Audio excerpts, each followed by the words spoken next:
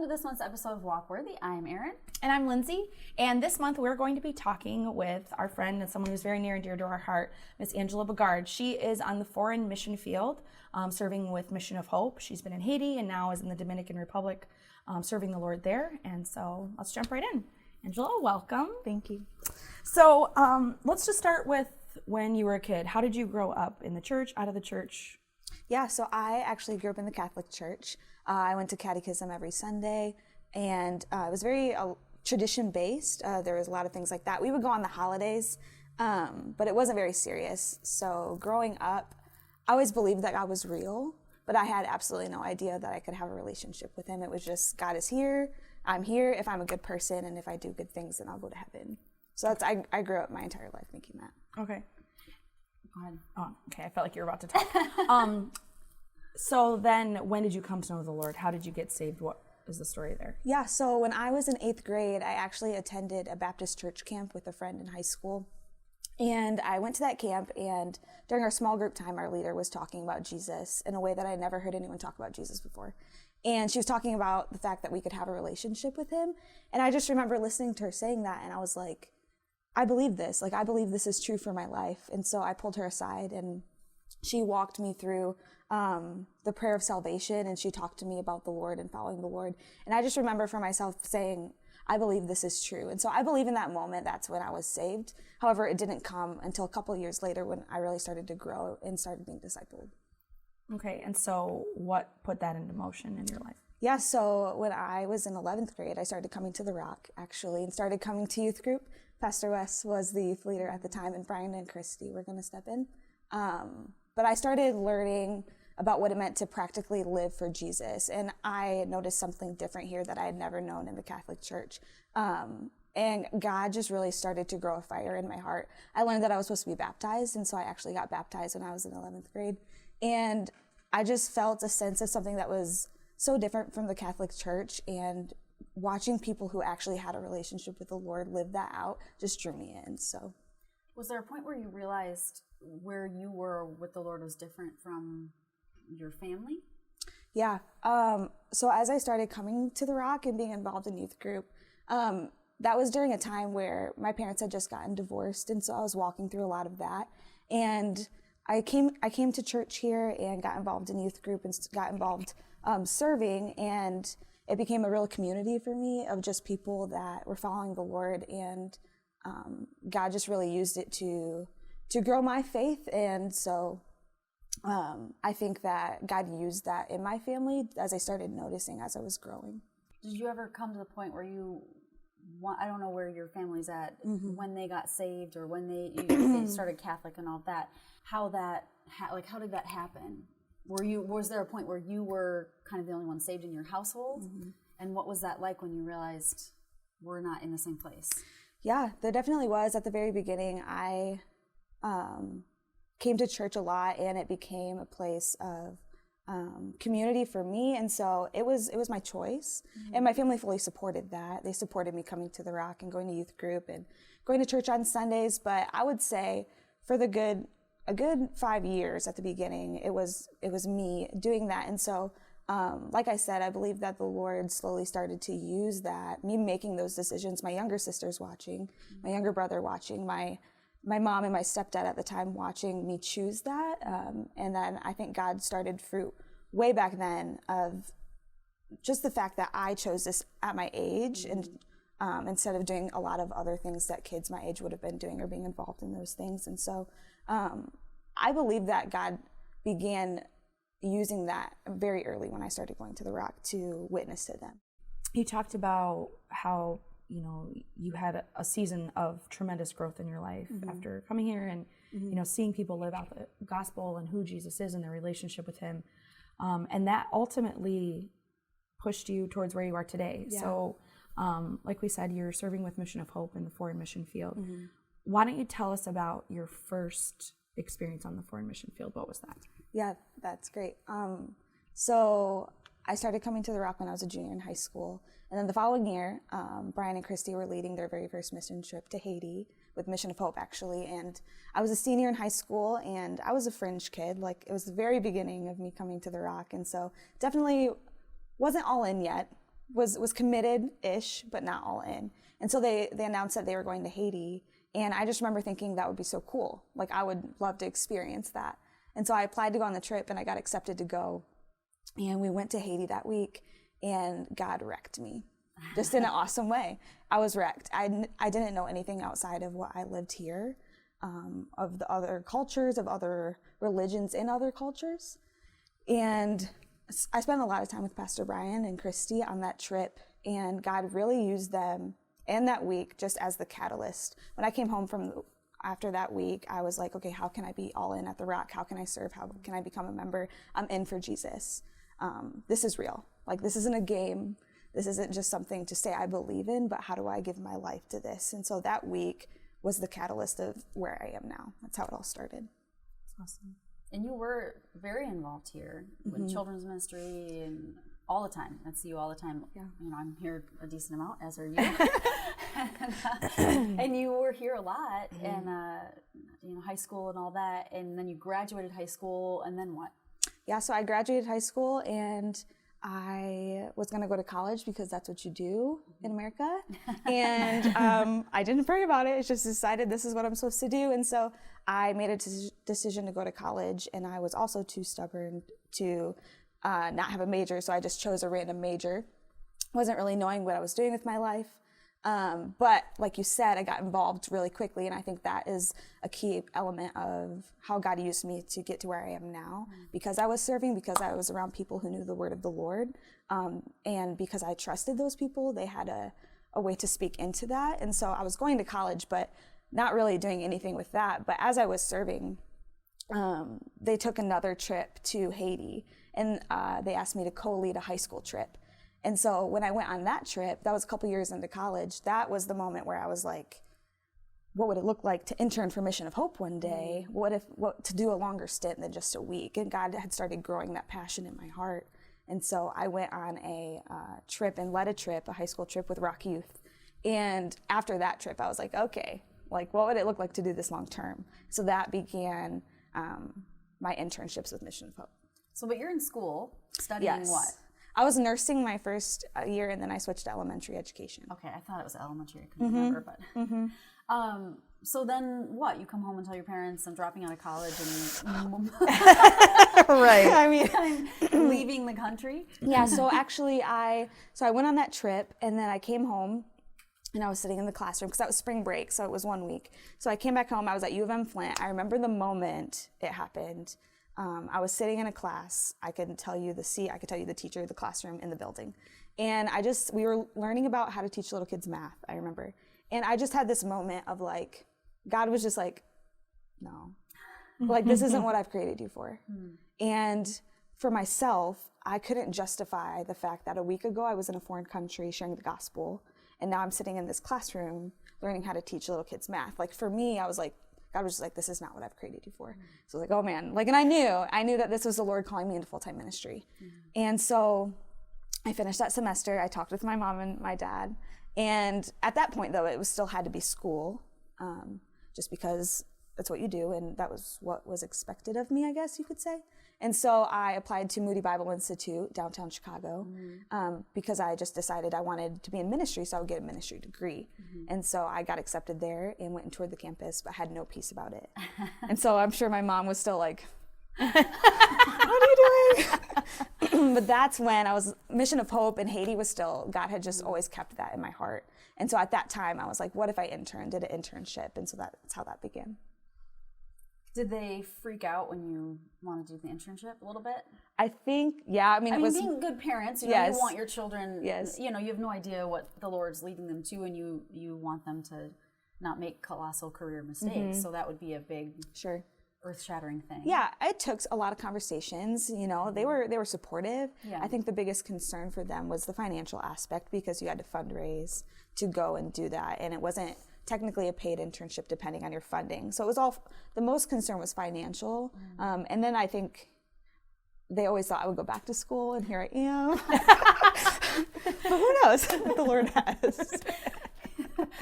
And so how many years have you been down there now? How many years ago was that? My first internship was the summer of 2015. Okay. So 4 years ago. We're 4 years deep in 4 years deep. no school. No. We'll see. Well, who knows? Who knows? So that makes you different from probably most young adults your age at the time. What was that like? So I've thought about this a lot because my life is my life, so it seems very normal. Just kind of doing those internships and then coming on staff with Mission of Hope. It's just the day-to-day it's my normal. And so sometimes I have these moments when teams come through and I get to have conversations with people, or coming home where I have these moments where I'm like, yeah, this isn't normal. Like, this isn't normal. Like, and I just have these moments where I'm like, I'm 24 and if you add up all the time together, I guess it's like 2.5 years that I've spent living on the foreign mission field. And I am just like bewildered by that, honestly. Bewildered. I feel overwhelmingly honored. And like, there's insecurity that can rise up because, you know, American life says you need to have a degree and you need to have these things set in place. And I fight that even with people that I have conversations with family, just because in their hearts they want me to have security and have these things, and that makes absolute sense.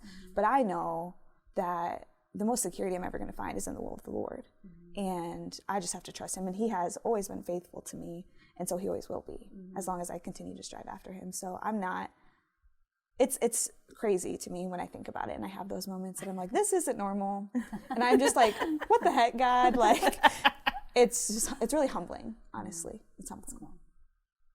So serving at Mission of Hope, what does your day-to-day look like? I know you were doing more of like team leading, and now your job has kind of shifted. So what does that look like? Yeah, so my job at Mission of Hope, so basically I'm a manager of a store and a coffee shop on campus.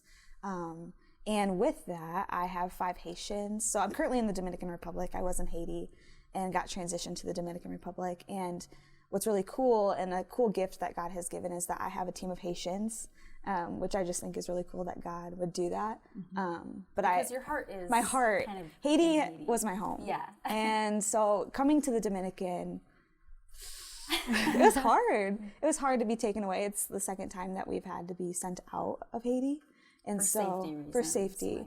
Yeah, and just political stuff. And so going to the DR and realizing that this was the long-term play, and realizing with open hands, like, God, is this somewhere you might have me? And not really wanting to ask that, but God is so kind. And even within the transition, I oversee 5 Haitian young adults, and they are incredible, incredible, incredible. And so my job with managing the coffee shop and the store is, and my heart is to disciple them. And we have a hospitality training program that we do. And so setting them up for life transformation holistically is like a big goal of Mission of Hope and what we do. And so caring for someone spiritually, mentally, emotionally, financially. And so that's a large part of what I do with them. And so, I spend a lot of time overseeing them, helping them learn skills, but also just like pouring into them and discipling them and mentoring them and setting them up for success in all those realms.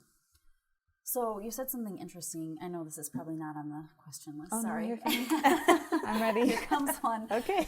But, you talked about your heart being in Haiti, and that was always where you had been for years, serving with Mission of Hope in different capacities and loving the country and loving the people there. And God transitioning you out. You had been out for a short stint, and then you went back and like, okay, maybe we're going to stay, and now you're out again. And had to, like you said, kind of accept the fact that this might be where I am long-term for a while, and coming to terms with that. As much as some people might look and say, oh, missions is missions, and you still get to do what you're doing, why does it matter, But when we have a passion for something and a love for something, that can almost feel like God is taking a small death of a thing. Like, you're asking me to lay this down and sacrifice this, and you've changed the dream on me, right? What was that like spiritually with the Lord to wrestle through that? And I love what you said about it being open-handed, because we really can't hold things like this. We have to let him take us where he wants to take us. And sometimes that looks very different to, his plan than what we would have. Yeah, the first time it was all kind of a blur, and it was the first time. So it was only a couple weeks long, and then we went back. But the second time it was like, okay, okay, God, what? And I don't know if people know the political climate there. So maybe just in 30 seconds, like what's happening in Haiti? Why do you have to be moved? Yes, so the government is pretty corrupt, and so there's a lot of issues with money not being placed where it should be, and so the people are angry. They're upset, and in Haiti, I guess in America, we are able to picket and we are able to do these things to share our voices. And in Haiti, that just looks a lot different. And so it can come across as violent and it can come across as these things. But the people are just upset with the government. And there's a lot that needs to change in the government, for a lot more transparency that needs to happen, a lot more honesty that needs to happen. And these people don't have a voice. And so the way that they have a voice is to block the roads and do things that seem very extreme to us. But to them, it's trying to get their government's attention to say, hey, like this isn't right. We want change. And so because of that, it causes safety issues, and it caused Haiti to move up from a level 3 to a level 4 in the travel advisory. And so because of that, we had to pull out. So there's that. But you have relationships with people that you love, that you've been working with, that you had no choice, you had to leave. Yeah, and one of the goals of Mission of Hope is indigenous mobilization, meaning these people are so capable.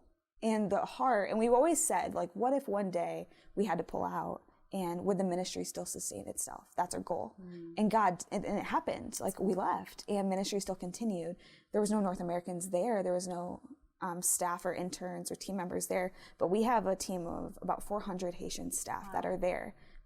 Food is continuing to go out every day. There's sports camp and VBS still happen, Haitian-led. That's awesome. And so and the church is still going strong. And so it's really cool, and to us, and humbling to us to say, they don't need us. We are there because God asked us to be there, and we'll leave when he asks us to leave. And to watch ministry go forth, like that's the goal. That's a win. So we're good. We're excited about that. But yeah. But coming to the Dominican. Coming to the Dominican, right. So the second time... You're switching languages, like so many things. Yes. Open hands has been a big thing for me. And I think the second time it just happened, I was kind of over it, honestly, in my heart. I was upset. I was mad. Just like, God, I came on staff, and then within the first couple months, the first time that happened, we got pulled out. And so I was like, I thought it was called to Haiti and to these people, and this is where I feel like my home is. And every time I'm here, I feel home. So what are you doing? Like, why are you taking this away from me? And I like what you said about just like a death, because that's like a theme that I feel like I've been walking through a lot, is just this continuous dying to self. And God kind of showed me, like, I was upset and I was mad and hurt and confused. And he was just like, Angela, the reason you're like that is because like you're gripping onto these people as if they're yours. You're gripping onto Haiti as if it's yours. And in all reality, they're mine. And you're just meant to be faithful and steward that time that I give you there.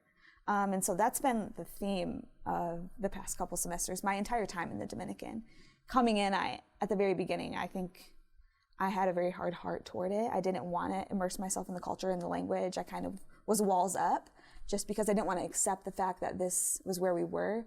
But recently, God's so gracious and kind and patient with me. And it's just bringing me back to this place of just like, don't grip onto it. Like, you're here for who knows how long. Be faithful. Steward it well, and you're going to continue to move where I want you to move. And that's the best place to be. Yeah. And I think that's true even of our lives. We can hang on to things too tightly, and then when God, you always know, because you get mad when he tries to move. You're like, wait a second, that's mine, you know. And it's not. Our lives are not our own. Right. When we become slaves to Christ, and so that's a good. I like that, the open hand, that he is allowed to move me where he wants, when he wants, how he wants. And it's hard. It's painful. Hard. Emotionally, that's hard. It is, and I think I can shut down in that or be upset, but I'm just learning that he's in that with me, and he's like, I'm your strength. I'm your constant. And there has been so much transition for me personally, even within the Dominican, of moving to, we have 3 campuses and moving all over, and the sense of I don't have a home. Like, I don't have a place. I don't have a safe place. God is just like, I'm the only thing constant. Like, and that's purposeful. It's to grab onto him and to draw and to make my relationship with him closer and more tight-knit, because that's life. Nothing is ever stable. We're not even promised tomorrow. And so he's literally the only constant that I have. So that's good. So serving at Mission of Hope, even just to generalize that more, serving not in the United States of America, in a different country. What is the best part about that? I would say the best part for me is meeting more people in the body of Christ in different countries and different cultures, and just realizing how big the body of Christ is. It's encouraging. We partner with other organizations that are doing real things for the Lord, and it's real. And that is such an encouragement to my heart to know that there is more people fighting, in the local churches, going to churches and meeting these people. I think for me, it's easy to be caught up in my American life and just think about the American church.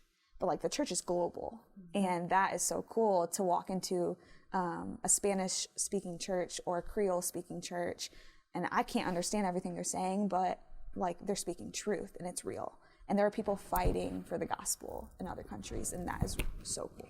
So I would say that's the best part, is just like expanding my knowledge of the body of Christ and meeting other believers. What is the most difficult part? I think for me, the most difficult part is being away from this body of believers. As much as I say Haiti's home, these people are home too. Being here at the Rock and just being with people that have known me for years and have watched me walk through things and helped me walk through things like that, and just being connected. Worship is a huge thing for me, honestly, because we do staff church, which is really cool, but it's just different when you're with your people and you are in a place where you know the Lord's moving. And so getting able to worship with the body of Christ, specifically here for me, being home back in Michigan, is the hardest part, is missing just coming to church and fellowshipping with the believers here.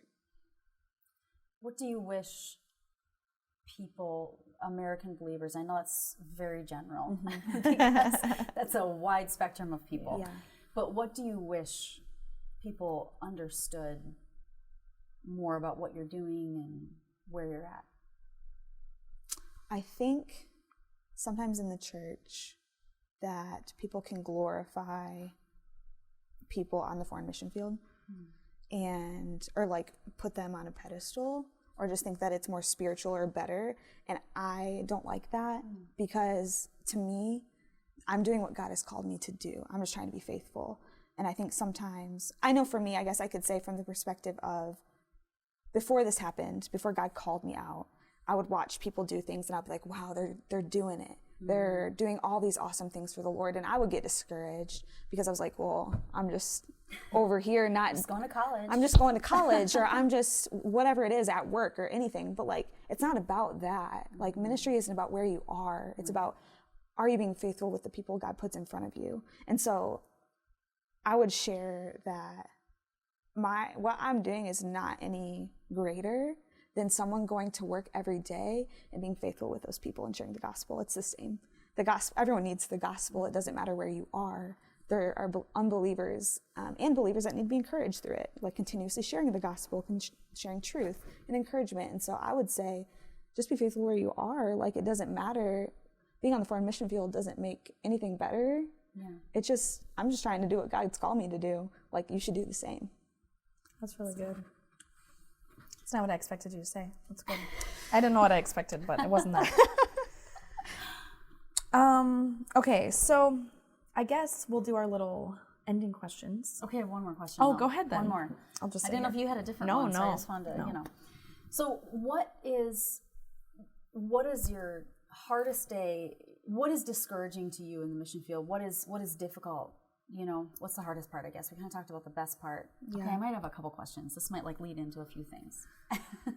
The hardest thing, the most discouraging thing. I think, like I was talking about missing here, it can often feel lonely. It can often feel like people that I love don't fully understand. And so I can just kind of like close in on that and just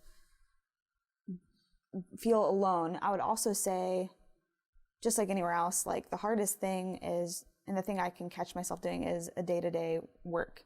Like, anything becomes mundane if you do it long enough. Yeah. And so honestly, I can forget about the goal, or I can forget about the urgency of sharing the gospel, and I got to go do my daily tasks today. I got to go to work, do these things, and get lost in that. But that's true for everywhere. Yeah. And I would say that's also something that I battle. So you have fewer resources on the foreign mission field you have obviously believers you're with, but to connect with people, to worship, maybe even preaching, all these different things. How do you keep yourself encouraged when you're struggling? Yeah, that's a great question. So we do staff church, and we have interns that come through each semester, and so we do Bible study with the interns, and staff can be as involved as they would like to be with that. And so there's Bible studies and things that we can be doing, but I live stream the Rock, and so that's something that just kind of fills in another gap for me of just being connected to places here.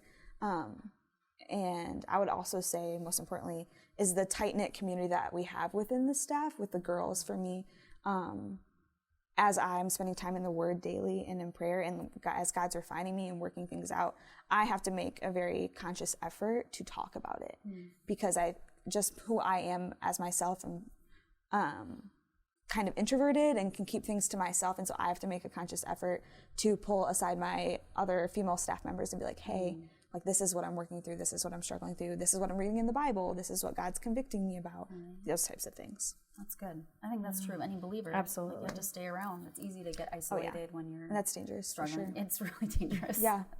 Very dangerous. Okay, my last question. How can the American church, again used very loosely, how can people that care about you support you better, encourage you better? Yeah. What's helpful? I think the most meaningful thing to me is just knowing that people are praying. And I know that sounds like a cliche answer, but getting a text saying, hey, I'm praying for you. Or just like, a lot of it is on myself to remember that people are praying for me. And when I remember that, I'm like, wow.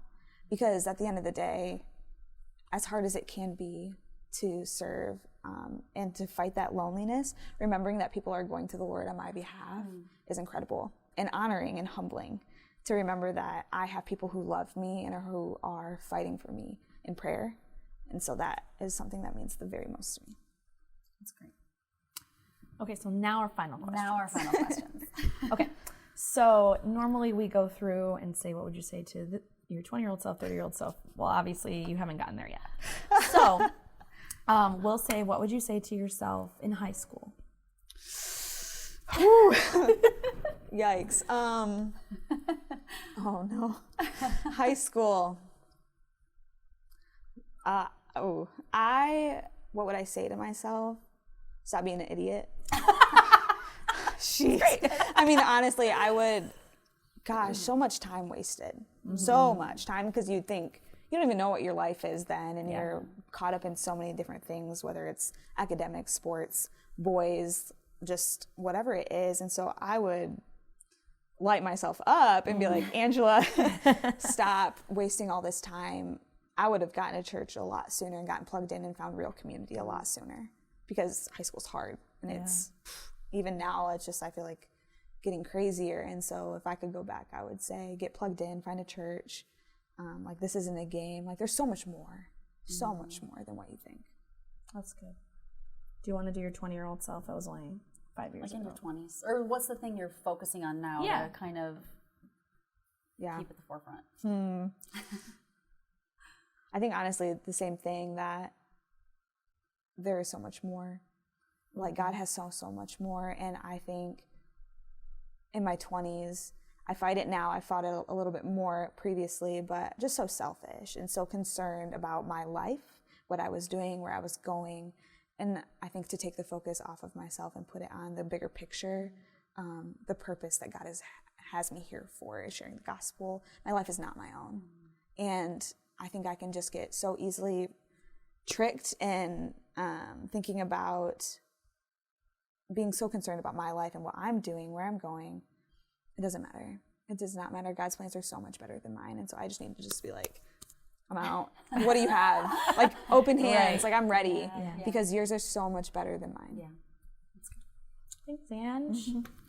Thanks for watching with us today. We hope you enjoyed hearing a little bit from Angela and what God's been doing in her life.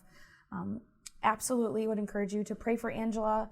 Actually, you can support Angela. She's not going to ask for that, obviously, because she's nice and awesome. But we can let you know, if you reach out to The Rock, we can let you know how you can support her in the foreign mission field. So share this, like, subscribe, all the things. Share this with somebody that you know, and we will see you next month.